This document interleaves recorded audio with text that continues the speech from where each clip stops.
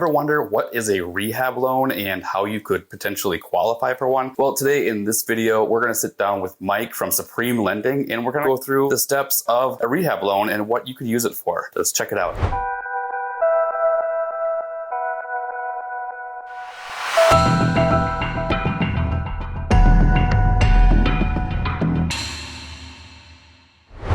I am here with Mike from Supreme Lending. We're going to go over a couple types of loan programs that they offer. One is going to be a rehab loan, and then we're going to talk a little bit about WHEDA. It's a program in Wisconsin, and he knows a little bit about that.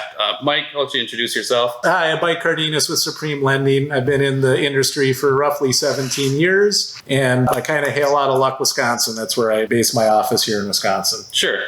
All right. Well, good deal. So rehab loans, what does it take to get a rehab loan? What type of property? How does your credit got to be for one of those, something like that? Yeah, how does that work? Yeah, so the rehab programs have been around for a long time. And the nice part about it, it's conventional and or FHA financing. Okay. So the qualifications are the same for any conventional or FHA loan. Okay. These are built for owner-occupied people, so you are going to occupy the property. And the nice part about it is since it is conventional and FHA, you have access to the low down payments. Sure. So with FHA, it's 3.5%, and with conventional on the rehab, it's 5%. The nice part about these, it's all in one loan. And I'll just maybe do a simple example. If you have a property for $80,000, and let's say you're doing rehab of $20,000. Okay. On the conventional, you would have a 5% down payment on the total dollar amount, so it'd be on the $100,000. We would do one loan, 30-year fixed, and build the rehab money in that one loan. At closing, when the deal is closed, half of the rehab money is available for the contractor to start doing the work. Sure. Once all the work is complete, then they send the appraiser back out to the property, make sure everything's been done, and then they release the other half of the funds. So the contractors get paid out of the remaining funds. The funds of the loan. And Sure. The nice part is if there's unused funds, it just simply comes off the principal of the loan. Oh, nice. These are great, especially in a distressed, low inventory market. Yeah. You'll hear a lot of times, I'm sure you hear a lot of times, this house would be perfect only if it had this. Mm-hmm. Also in our area, who doesn't want an extra garage or a pole building? Right. So with these type of loans, you can kind of make the house your own Sure. through the purchase and also take advantage of distressed property that,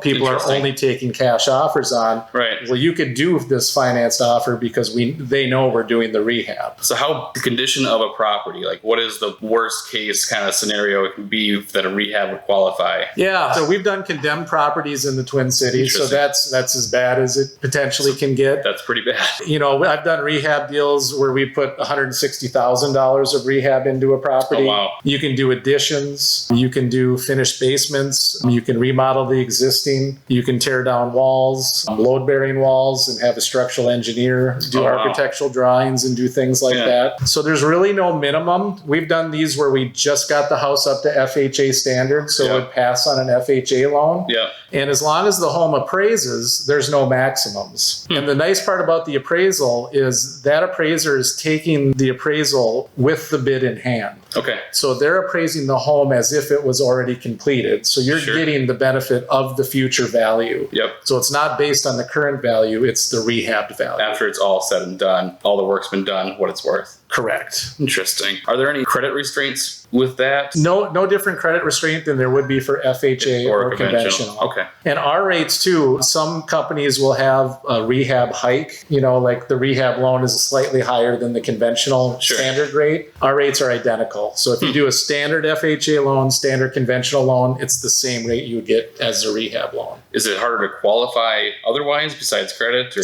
other than the process? Yep. Other than the rehab, they're no different than a conventional or an FHA loan. Okay. Very good to know. Very good to know. So if someone's looking for a property and they found one that, let's say, has an extremely leaky basement of some sorts, they could use that to help that situation? 100%. Yep. As long as they're using licensed people to get things fixed, you know, and the value's there, and we know the house is going to be repaired. Sure. We can do it. Is there a longer time frame closing on those then? You know, there typically can be, and it all depends on the bid. So the bid needs to be in that appraiser's hands to appraise the house. Okay. So ideally, you know, what you want to do is get the bid as quickly as you can right away to get the process started. Especially if you know there's going to be problems. Exactly. Right. So once we have the bid, at that point, it's no different than any other loan. It would flow just as quickly as anything else. The appraiser is going to look at the value of the current value, but then with the repairs, with the bid that they have saying ABC is going to be done, so it's going to be worth X. Yeah. So for instance, if you're finishing a basement,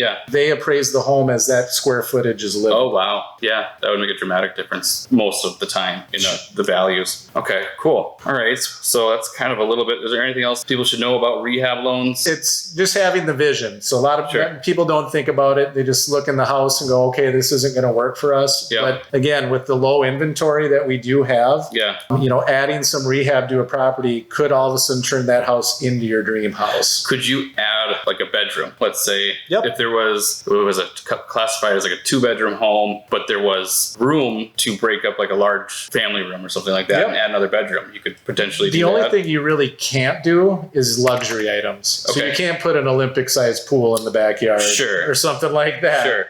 But anything standard on houses, pole buildings, adding bedrooms, you know, even appliances, new appliances for the kitchen, things like that can all be rolled in. Very cool. All right. Well, kind of speaking of people qualifying things, can you explain to me what WHEDA is? Yeah. So WHEDA is a state-run program by the state of Wisconsin. It is a down payment assistance program, and you actually get your first mortgage through WHEDA as well. We do underwrite and fund these loans, and then it'll be serviced by WHEDA after that. They work with FHA and conventional loans, and they'll give up to 6% of the purchase price in down payment assistance to help that borrower meet the down payment needs. So could that cover your full down payment then? Like if it was a FHA loan? Well, yeah, your FHA would be a 3.5% minimum. So it would cover your full down payment along with those closing costs. Okay. So you can put the rest towards closing costs. Sure. So you're coming in as little out of pocket as possible. The minimum requirement out of pocket would be $1,000. So you're literally getting into a house for $1,000 out of pocket. Now, are there income qualifications for that or credits or anything like that? Correct. There are income limits that we effectively need to be below. Sure. So as long as we're below the income limit and you qualify for an FHA or conventional loan, you'll qualify for the WHEDA program. So if you qualify for FHA, odds are pretty good you're going to qualify for the WHEDA. Correct. Okay. And I suppose the income restrictions probably vary by county? They do vary by county. And they will be coming up with new income limits. Typically this time of year is when the new income limits when everyone files their taxes and stuff. I'm sure. Exactly. I'm sure it all has something to do with another, right? Exactly. And like you mentioned before, USDA also offers 100% financing in our area, but the WHEDA is a nice backup if we're not able to get that client qualified for USDA, but we can get them an FHA loan, then we can still finance 100% for that client. So you wouldn't be going, if you couldn't go USDA for some reason, but they can go FHA, you could still get a similar deal through WHEDA. Correct. Okay, so you'd still be like the zero down like a USDA. Exactly. Okay, but you're just using a different program to get you there, even though it's still FHA financing. Correct. And with FHA lowering their mortgage insurance requirements, the FHA and USDA loans are getting to be very close in payment as far as when you look at both options. Okay, so that's the PMI then that they're... The monthly. That they're reducing? They reduced it in half about a month ago. Very cool. And it was substantial. FHA's was one of the higher monthly mortgage insurances. Now you can start making, when you're looking at conventional even, sometimes the FHA payment comes out a little lower. Very cool. All right. Well, that's all good information to know. All right. Thanks for watching.